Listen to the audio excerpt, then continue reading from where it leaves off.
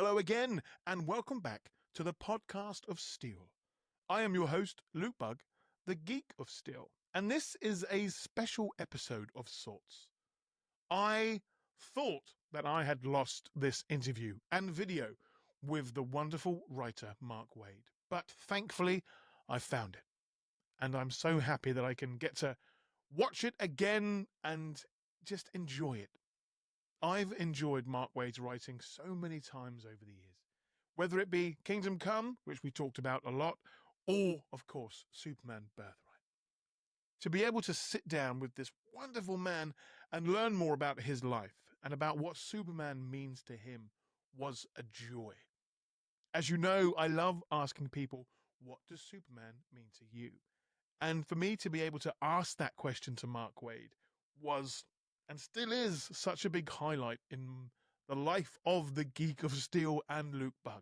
So please enjoy this brand new episode of an old episode of the podcast of Steel with my very special guest, Mark Waid. Hello again, Luke Bug, the Geek of Steel, and today I am joined by comic writer Mark Waid. Hello, sir. Hello, sir. How are you? I'm very well. Thank you so much for agreeing to come on the podcast and tell my listeners and me, basically this is just me geeking out and fanboying because I'm speaking today. I mean, you've done so much over the years, but eventually in the podcast, I'd love to talk to you about Kingdom Come, which I have my dog-eared copy right there next to me, and also my Superman Birthright as well. But first of all, so what's your origin story? How did you land in comics? When I was about 3 years old, the Batman TV show with Adam West came on, and my dad recognized Batman from his childhood, thought it might be something I'd be interested in, which was an understatement, and it never stopped after that. I was an only child for until I was about 7 years old, so my mother and my grandparents took a lot of time teaching me how to read, teaching me basically teaching me how to read. So I was reading at a first grade level at like age 4, and reading at a 10th grade level about age 6. So I was, comics was a huge part of that because that's how I learned to read, but that's also been what I consumed constantly at that point. Yeah, and obviously, it's not a bad way to start into reading. It's how I got into reading. I think it's how many people get into, fiction and non-fiction. And for me, going back, it was the graphic novels in the library and reading things such as not your classic comics, but books like Lord of the Rings and those graphic novels, books that I couldn't really grasp at a young age, but with time, graphic novels led me into a new world of reading, especially Superman comics as well. How did it become for you to start writing superhero, not just Superman, but super comics in general? How did that happen for you? Well, I mean, the funny thing is I had no ambition of being a writer growing up. I really didn't. I was proficient with the language. I could write nonfiction. I wrote for, high school newspapers and college papers and stuff. So I knew I could handle that. But fiction just seemed like a scary animal to me. I didn't think you could possibly come up with as many ideas as you could possibly need to come up with for a comic book writer. So I wanted to be an editor. That was my goal. I wanted to be involved in comics, and I knew that it was very important to me that it have something to do with Superman because he was by all means my favorite. But I went on staff as an editor at DC Comics. This is maybe age 24, 25, and stayed there for a while. And while I was there, because I was editing their anthology books like Secret Origins and so forth, I was editing scripts from every writer across the medium. So dozens and dozens of every writer that there was. All these scripts coming across my desk. As an editor, I learned more about writing in those 2 years than I would have on 10 years on my own. And so when I left that job to go freelance, I managed to make enough contacts with my fellow, peer editors up there where they wanted to use me afterwards when I went freelance. And it's been a ride ever since. I mean, I've been very lucky since then not to have to pick up the phone. Very, very lucky. But that's, again, like I said, it never occurred to me that I'd want to write. I love superheroes, but it never occurred to me that I could write them until my first exposure to DC actually was selling an 8-page story to Julie Schwartz, who was the Superman editor in 1984. It's the greatest day of my professional life, actually, because Julie was one of the beginners, one of the founders of science fiction fandom in general in the 90s. And so he was always at heart looking out for fans and eager to give pay it forward and give fans the next leg up. So a lot of the people that we hired over the years were, fans that had some talent. And I had met up with him because I was working in the fan press, working on magazines like Amazing Heroes and so forth. And interviewing editors for upcoming projects just to get, their information on upcoming projects and so forth. I got to know Julie, and I went in to sell him, pitch an 8-page story, and he bought it on the spot, and it was the greatest day ever. And then I wrote it, and it turned out okay. It wasn't great. It was a decent first story. Then I sold him another one that was terrible. Didn't come together at all. And then I went on staff. I mean, I hadn't at that point, if I had any dreams of being a Superman writer at that point, that experience of that second story being terrible kind of shut that down. And then Julie retired in '86. So that was my contact there. So at that point, editorial seemed like the best way in to the industry in general. Well, yeah, because it's given you so much wisdom. You've learned as you've progressed through the years, and you've written for many titles, many characters, and many companies. What sort of, from each job, when you went on to the next one, what piece of advice did you keep telling yourself to keep moving forward? Wow, that's a good question. I just leave it all on the field. If that's, it's an American expression, but it just means, leave, don't hold back, put it all out there, and invest in the characters that you're writing, invest emotionally, which is a double-edged piece of advice, because at the end of the day, you don't own these characters. At the end of the day, whether or not you're able to work on these characters is up to the company, not you. And, you can put all your energy and time into them and you don't necessarily get anything other than a paycheck. But as opposed to create your own stuff where it's yours and you own it and you benefit off your ideas for the rest of time and so forth. But that said, it never occurred to me then to give less and less effort to the non-creator owned stuff than I did to my own creator owned stuff. Because again, you have to really put yourself into those characters. You have to emotionally invest. You can't just write it like it's a job and it's you're punching a clock. Readers can tell when you're doing it for a check versus when you're doing it because it means something to you emotionally. It shows in the stories. I know that one of the best pieces of advice I ever got actually was when I was on staff, and Dick Giordano was my boss at the time. He was the executive editor at DC. He's a brilliant man. And I asked him once, as I was editing one of the books I inherited was, and I don't want to name a book name, but it was objectively bad. It was an objectively bad series. And I went to Dick and I said, here's the funny thing is, I don't have any control over this series because I'm only the assistant editor on this series, but it's okay. It's okay. But what baffles me is I enjoy it.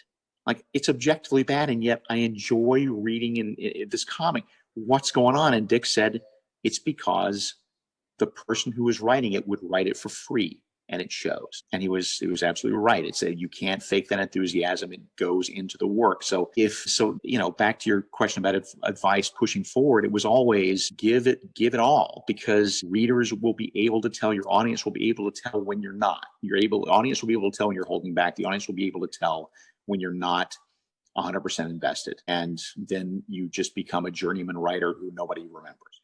And talking about leaving it all on the field, this Kingdom Come that I'm not sure how many times I've read over the years. I know it's a lot. It's a story that I can never put down. Emotion, storytelling, characters, action. It's got it all. A little bit of romance in there as well, just for good measure. How did this partnership between you and Alex Ross happen to make this wonderful book happen? Well, really, the genesis was Alex. There's no question about that. He had just done that book called Marvels over at Marvel Comics with Kurt Busiek, being a painted 4-issue thing. And so DC had approached him. You have anything you want to do for us? And so Alex came to the table with the basic idea. It's many years in the future. Superman's retired. Other heroes have come up. There's chaos. He had a few other ideas. He had a lot of sketches, but there was no real plot to it. And so he didn't feel confident writing it on his own. He wanted to hook up with somebody at DC. They brought me in, which was kind of surprising at the time. I didn't have a whole lot of credentials other than I knew all the DC characters. Everybody knew I was an encyclopedia of DC knowledge. At that point, I'd written the Impact Comics books, Shield, the Legend of the Shield, and the Comet. I had been writing Flash for about an hour and a half. I don't remember how long it was, but it wasn't long. But they brought me into the meeting. Archie Goodwin was the editor at that time. And he and Alex and I and editor Dan Rasper went out to lunch. And Alex started telling me about his vision of the story. And it was big and bombastic, and I enjoyed it. And I remember being fascinated by the telling of it and his ideas and so forth, but it wasn't emotionally clicking for me yet. I didn't feel like, I don't know what I can bring to the table. And so we're talking, and talked about Superman at the end of the story, sort of, returning to his Clark Kent identity once more, but things are better. And this image of him putting his glasses back on for the first time in the story, the very end, that image came into my head.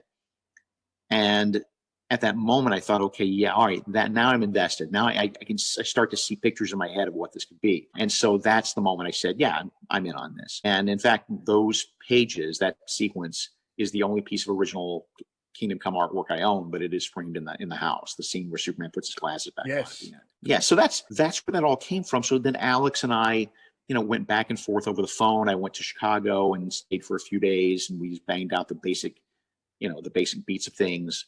And it was always a work in progress. I mean, issue by issue, we were always still fussing with things, and in upcoming issues, we were fussing with plot points. We weren't quite sure exactly how the fourth issue was going to end or what the landing point was going to be.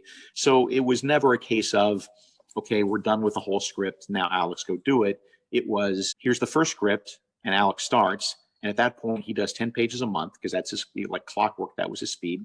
And so I just better keep up. And so, we were just constantly faxing stuff back and forth to each other, constantly calling each other on the phone and running ideas of scenes back and forth. And sometimes we were in agreement, sometimes we weren't in agreement, but it was a good collaboration.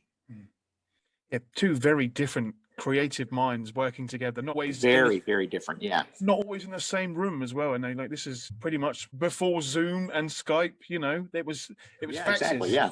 And I'm pretty sure that even seeing some of Alex's sketches coming through a fax machine would be sort of mind blowing, because the art combined with the writing in this book, it's just, as you said, it's emotional writing, it's emotional storytelling, which is why it's just gotten so many awards over the years and still gets so much love, which I'm very happy about. How do you feel, even after all these years, being part of something that is literally changed the way that comics were told? It's an amazing feeling. I mean, I'm always gratified for the feedback we get. I'm always quick to point out that, if you credit me as the writer, that's not completely accurate, because Alex was, in there, co-plotting with me the whole time. So it wasn't, I don't want to take all the credit there, but I think it's not my best work. It was my best work that I was capable of 25 years ago. I'm hopefully 25 years better now. But there's nothing about it that embarrasses me. There's nothing about it that I look back and wince at. I'm just proud people like it. I'm glad it really, people responded to it. I'm very happy about that. Well, they still are. I just wish they would stop. I just wish they would stop using it as a direction finder for the DC universe. Because every once in a while, more things about, hey, well, look, like more stuff from Kingdom Come is showing up in the present day DC continuity, and I'm always like, no, it's a cautionary fable. It's not supposed to be a roadmap. It's supposed to be. It's a terrible thing that's happening in Kingdom Come. But that amuses me. That's the only thing that I. Yeah, it's not all laughs and good times in this book. There are some very dark moments indeed. But I mean, yes. But as you said, it has been coming back. I mean, we've seen Brandon in the Kingdom Come suit, which the world went absolutely crazy for. I mean, I can remember, I think it was at San Diego Comic-Con when he ripped open his shirt and there was a Kingdom Come t-shirt underneath. I think a whole gasp went around the world in that exact moment. Yeah. Did they come to you for advice about any of those scenes or anything? Or not the scene so much, but Mark Guggenheim and I are good friends. And about, about 4 or 5 months before San Diego, we had dinner and we were just talking about what was coming up. He knew, he revealed that they were going to do Crisis, but they didn't have a whole lot of details. But he said the funny thing is we're having a hard time getting permission to use the Bryan Singer Superman costume. We might be able to do it, but in case we don't have permission lined up, we're thinking about the Kingdom Come. When he told me this at dinner, knowing a big grin would come across my face, and I said, just make that happen. And so my enthusiasm for that just eclipsed his notions of using the Bryan Singer costume. Let's just go with Kingdom Come. And so it was kind of sealed at that dinner. And I knew it was coming for the longest time. I couldn't tell anyone. I could tell Alex, but no one else. And it was cool to have that secret for a while. I bet that's a very big secret, and I think it would have gone quite a different way if they'd used the Singer suit. Even though it's for its time, It was an interesting suit in that context. To see that finally a real life Kingdom Come suit and to be worn by Brandon was just a fantastic moment in the Superman tapestry. I always feel so bad for Brandon because when they cast him for television, when they cast Superman for the Supergirl TV show, with all due respect to Tyler, Brandon's the perfect guy. He's the perfect casting for that, and yet he was literally the last person on the list that Warner would ever have called for that job because of the movie. I would have stood a better chance of being hired for the Supergirl version of Superman than he would have been. So it always broke my heart that he was the perfect. So to be able to see him wear that Kingdom Come suit and step into the role one more time, and that made me feel a lot better for him. Oh yeah, and it seemed like just a medal of honor for him to get to put on the suit again and it not be the return suit. And I think the world has gone crazy making fan art and fan fiction, and people want Kingdom Come TV series and shows. I mean, it would be fantastic, but I think it's a dream that is very difficult to make happen, isn't it? To yes, create, very difficult. Yeah. Whether it be a 5-hour film or a 2-season TV series. Don't get me wrong, I would love it. I would watch it till my heart's content, but it's just it's a mammoth task to take on, isn't it? Yeah. Yes. But I mean, this isn't just your only thing. I would like to know, though, as you mentioned just a moment ago, this wasn't your most favorite work. What is your most favorite work that you have done?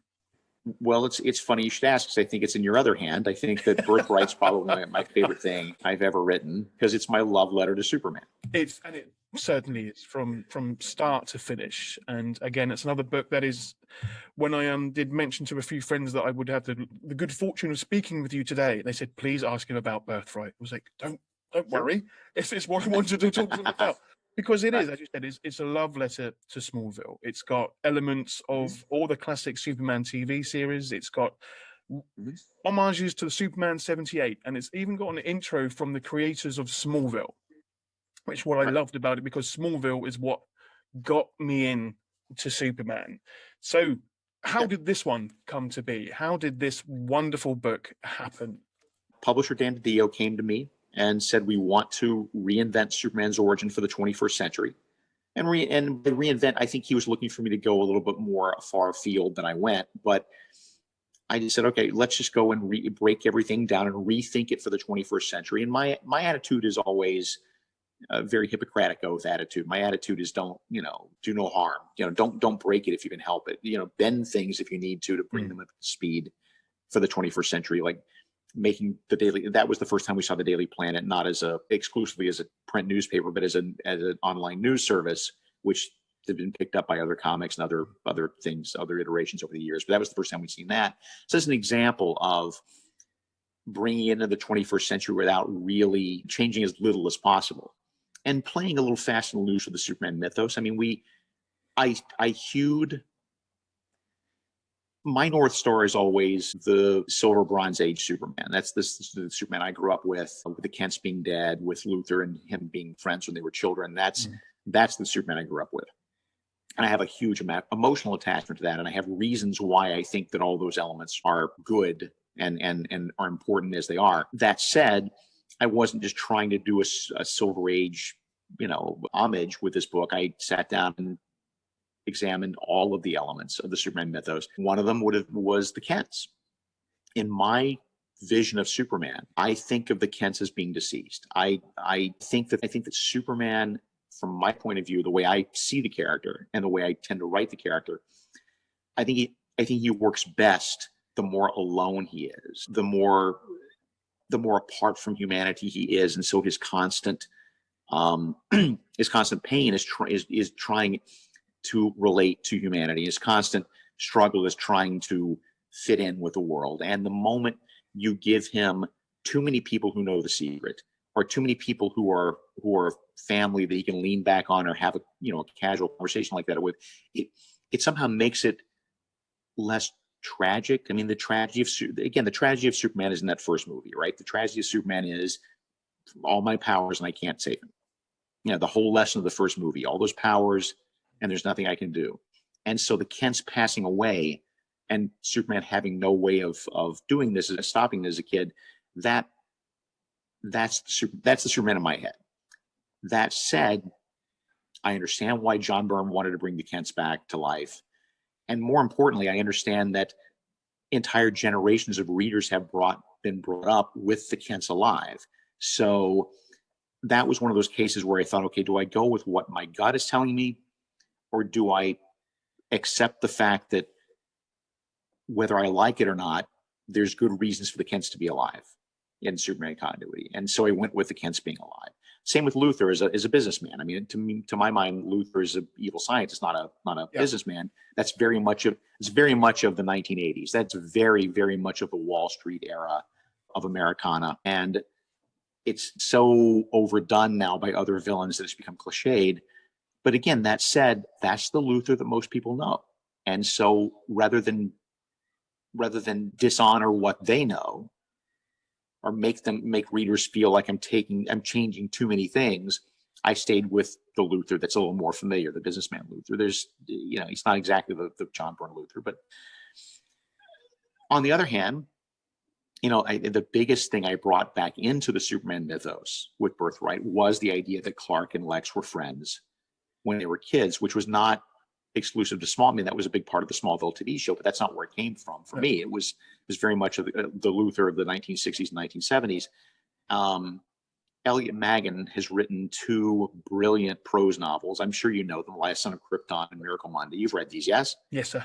And they're my Bible. Those two books are my two favorite Superman stories. Those two books define Luthor and Superman to me. And there's just so much mileage to get out of the idea that they were boyfriends, that they were friends when they were boys, that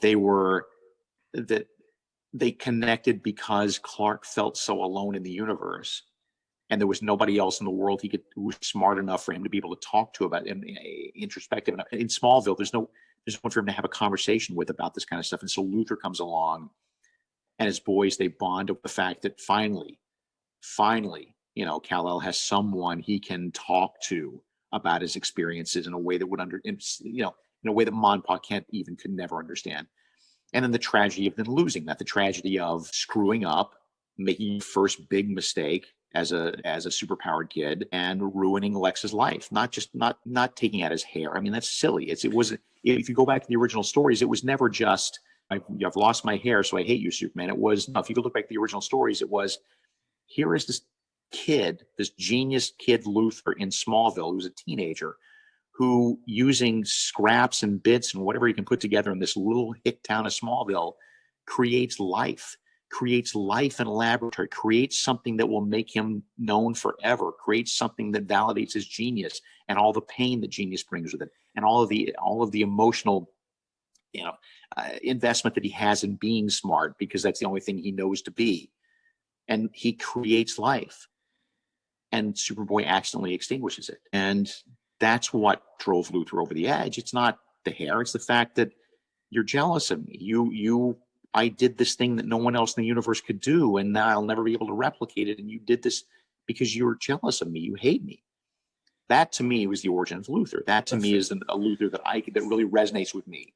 That is, the origin of a super villain. That's how these relationships are built and destroyed. But yes, I as well love young Clark and Lex being friends and learning more about each other and experiencing life. But obviously, for them to clash heads later down the line it's going to be fun for me. And that is what happens in this book. And that, there is fantastic character development from everyone, but not just the big names. You've also got some fantastic Right. Perry White scenes, and the Jimmy's in there. And as Yeah. always, Lois being a fantastically strong character. Lois in this is one of my favorite representations of Lois. She's just Thank so much intelligent and sass and attitude. She's the full package. And what was it like writing these two iconic characters for your love letter to Oh, Superman?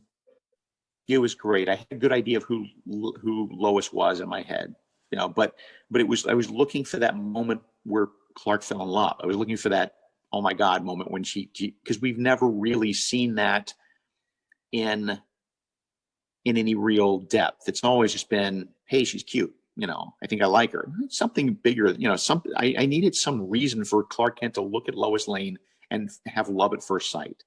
And so what I did was I went back to trying to figure out what that moment would be. And I remembered when I was working at a company once as an angry employee, because I'm not a good employee. I'm a much better freelancer. But the boss was a bully.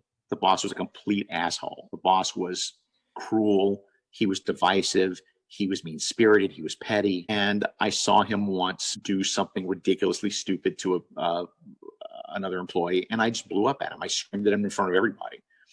And I just ported that scene over into Lois. That's basically the same scene. Is that occurred to me that's the kind of thing that would make Clark sit up and take notice, is watching Lois stand up for the little guy, watching Lois stand up against, bullying and hatred and pettiness and just basically standing up for somebody else. It's not, oh my God, she's cute. It's not, oh my goodness, she's terrifically talented. It's, my God, look at that person doing, the thing that most people don't do, which is stand up to bad people. That's what made Superman, instantly just boom, fall in love.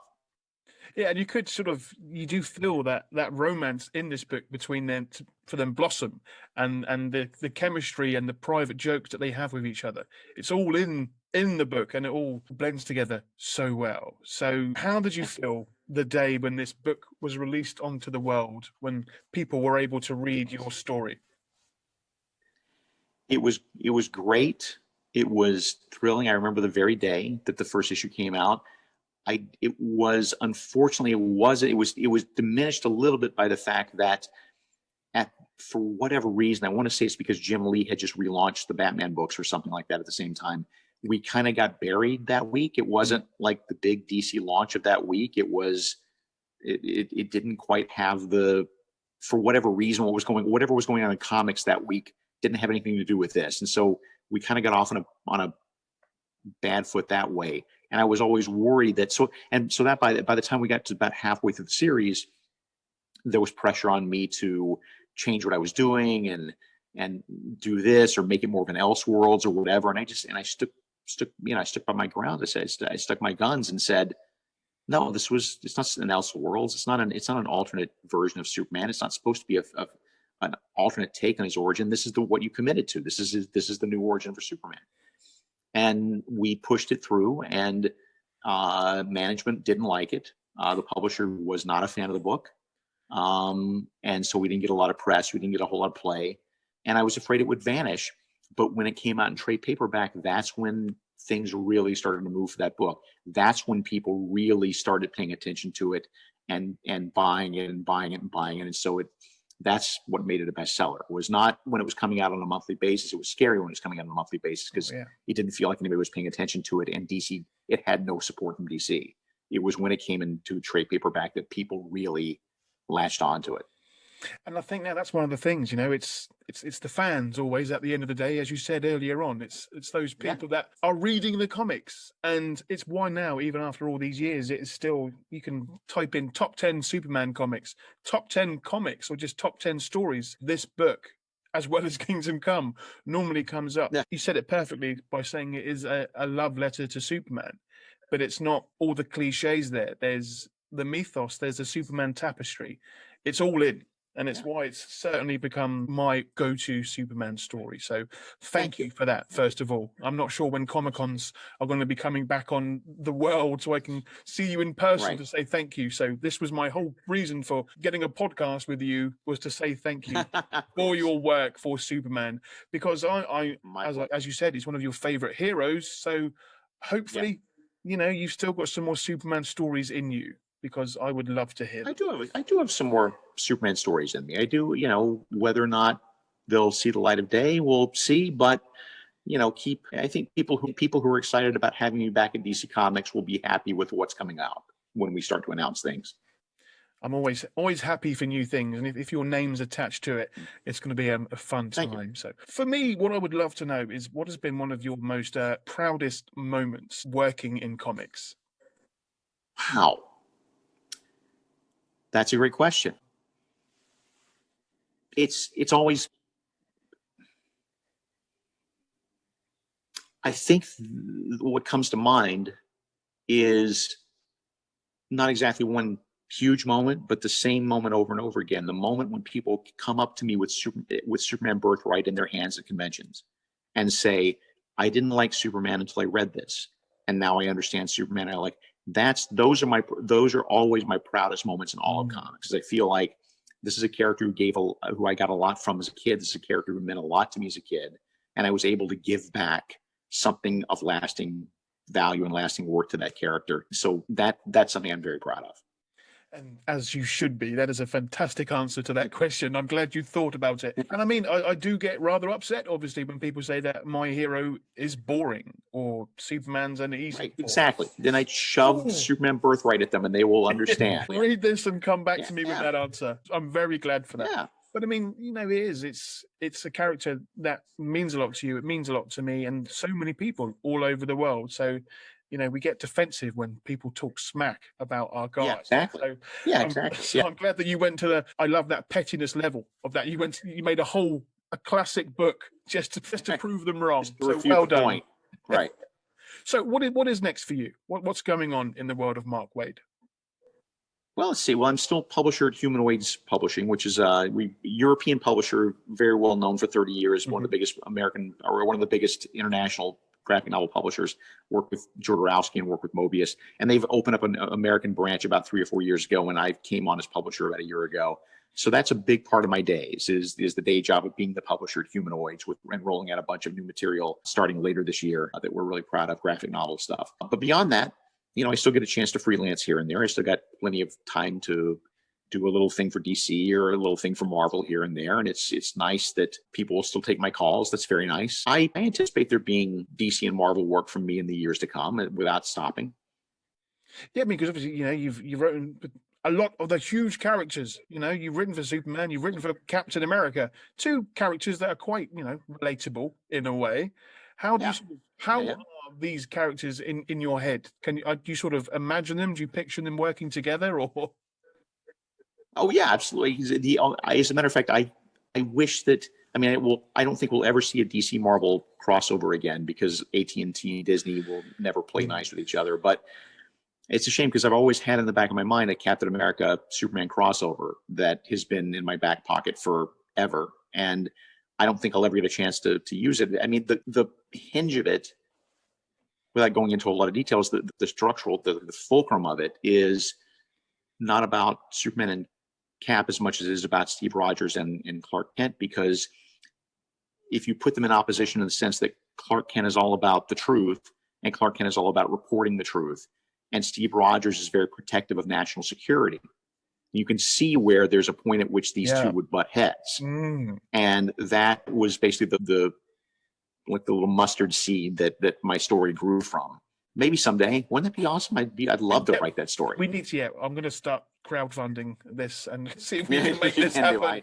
Because I can see it in my head. You've got two very patriotic guys, both got good morals, both know when to cross the line when needed. Right. But that's the one point of differentiation. That's when you're putting characters together like that. That's what you're looking for. You're looking for not only the ways that they're alike, but you're also looking for the ways they're different. And to me, the biggest way they're different is, again, the way Clark Kent, the reporter, approaches the truth versus the way that Steve Rogers, Patriot, approaches the truth. Now I really need it. I don't want it. I know, well, I need you this has need been it. in your head Thank for you. years. So there we go. That's going to be fantastic. Well, I know you're a busy man. So first of all, thank you so much for all your time today. I do have Of course, my pleasure. one last question for you that I love when I get the chance to ask Superman creators this question, and that is, what does Sure. Superman mean to you? Um, when I was a teenager, when I was, in 1978, I don't want to oversell this because it wasn't like I was living out of a cardboard box or anything like that. And I was shuttled back and forth between my mother and my father. They were split, and it was a very disjointed household situation, and it was through no one's fault. Everybody was doing their best, but I really didn't feel cared for. I didn't really feel like there was anybody out there who cared about me. I was a couple of years ahead in school because I'd been bumped up a couple of grades, so I didn't have many friends. If any, I didn't really have any friends at all, and was very lonely and felt again very much like nobody cared, like nobody cared if I lived or died. And I went to see Superman. I went to see Superman on January 26, 1979, and I saw it twice in a row. And when I came out of that movie theater, I knew that somehow, no matter what the rest of my life was going to be, it was going to have something to do with Superman. And it took me a long, long time to figure out why I responded that viscerally. And what I came to realize was that I went into that movie theater feeling like no one cared. And Superman cares about everybody. Superman, it doesn't matter whether you're young or rich or black or poor or, wherever it doesn't matter who you are, where you come from. Superman cares about you. And I felt that watching the movie. I felt that connection. I knew I'm not insane. I know he's not a real person. I'm not, but still, that touched me in a way that nothing else had done. And it was so important. It literally saved my life. Superman literally saved my life. And so that's what I mean when I say after that, I had to make sure that whatever I had to do with the rest of my life, I had to do with Superman. So that's what Superman means to me. I've never cried on podcasts before, but I came close. Yeah. That was beautiful. And I can tell that comes from the bottom of your heart, because I have read your work over the years and will enjoy it for years to come. So again, for Superman fans all over the world, and for Superman himself, I would just like to say thank you so much for everything you've done and will do in the future, sir. My pleasure. Absolutely. Where can people find you online, sir? I am at markwaid.com. There's a blog there that is not well kept up, but there's a lot of entries there in terms of if you want to break into comics, there's a lot of advice there. And beyond that, they can find me on Facebook. I have a Twitter account, but I don't pay any attention to it because I'm not an idiot and I don't want to. There's only so much negativity I can take at any given point of the day. Yes, sir. I hear that. Yeah, so that's basically where I can be found. Superb. Well, thank you so much. This has been an absolute honor. I wish you all the luck in the future, and I hope you get to make Superman stories, make Superman films, hopefully one day, and keep telling stories, sir. Thank you, sir. Take care.